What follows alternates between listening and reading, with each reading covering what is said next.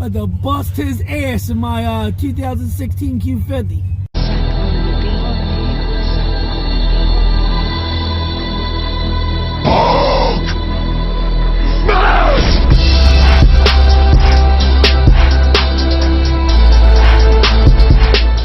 What is going on, everybody? Hope you all had a great Christmas and a great holiday.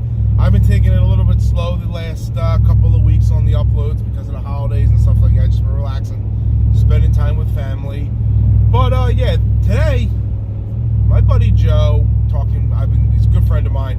We've been talking for the last couple of weeks, or actually I've talked to him. But to do this, he has an Infinity Q50. It's a Q50 2016 all-wheel drive, 300 horsepower or whatever. And he thinks that he can take the Cam Ram in a run. Now, the reason I think he thinks that, because he knows that I run when I'm fully gutted on race gas, drag, slicks, tires. I think he thinks that because it's a much bigger weight difference from then till now. It's like 500 pounds, and I'm not on 100 octane. I'm just on pump gas, and that car's all-wheel drive. So I think he thinks that, with that all alone, with the aerodynamics, he's also about 2,000 pounds lighter than my truck right now, that he can take. I honestly don't think he's going to stand a chance, and I'm going to give him a lead after we line it up regular and blow him off the water. I'm actually going to give him a lead, and I think I'm going to run him down pretty fast. So I'm headed to his house now. We're going to have a little fun, basically doing what I do when I do the, what's it called here? Sorry, I got cars cutting me out. When I do like data logging, we're just going to do small little quick runs, and that's it. No actual street racing. We don't do that here. But we're just going to have a little fun with a friend and see how it goes. But I don't think he's going to stand an absolute chance. I don't know what he's thinking. But we're headed there now, and let's get it. Now we're filming. Now we're filming. About to bust his ass in my 2016 Q50. It was an all-wheel drive, right? All-wheel drive, twin turbo. Twin turbo. It's completely stock. Completely stock. I mean, I don't know if I really win or not, but I feel like this is my best chance before your new things that are coming up are going to be done. Plus, all your interior done. He knows what I run, basically gutted race prep. He knows that's a big difference, but he thinks he may stand a chance being full weight on the bigger heavy tires. Plus, you just ate breakfast too, so that helps. What's that? Oh, I did. I had a big breakfast breakfast too. So we're going to see. We're going to find out and see what happens. All right, let's go.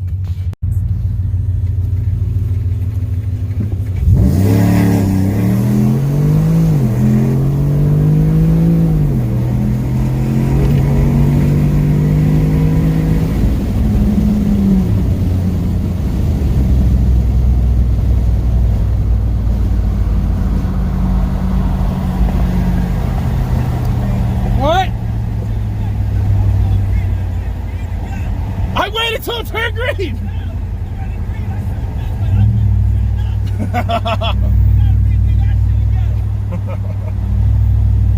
Oh, I gotta switch back. He said it was. All right, we'll figure something out here.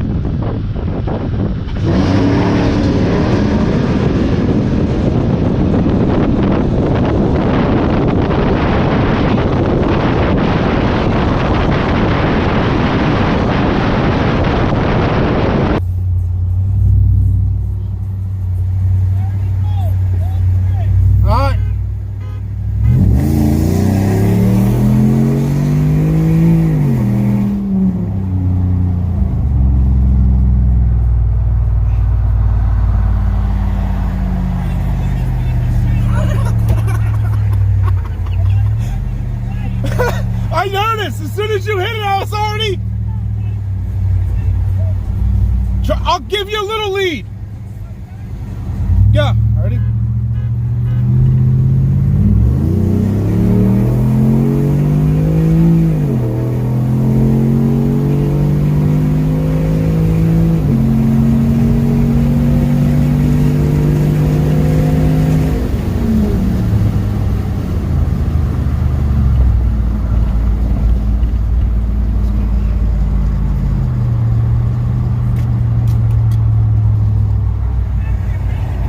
What's that?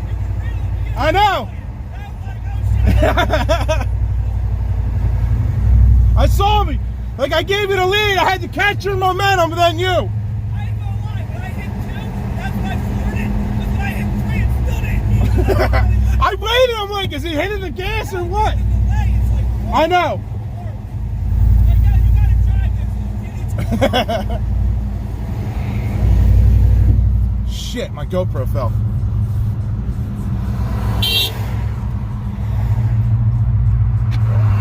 I just realized I dropped my GoPro. All right, well, the GoPro flew off. I heard something drop. I didn't know what it was. Now I'm really friggin' upset. It's $300 GoPro on the ground. Hopefully it didn't get run over and I could savor whatever's in there. We will see. Now I'm really upset. So we and Joe are trying to turn around. We're gonna try and slow down traffic. It's on the worst road to do it on. And try to savor the GoPro if we can. Oh, I'm so upset right now. All right, we have the GoPro. It's actually recording right now. Doesn't look too bad. Yeah.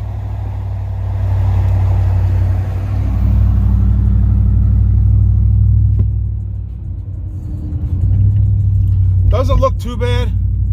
It's definitely scratched up, but it's not ran over. If it was ran over, it'd be destroyed. Basically flew off, went bing, bang, boom, everything went crazy. Funny thing, like I said, I saw something drop. I didn't know what it was. So I thought it was like a piece of plastic that we hit on the road. And I'm gonna go take it back and see if, see what we got with this. And stuff like that, so.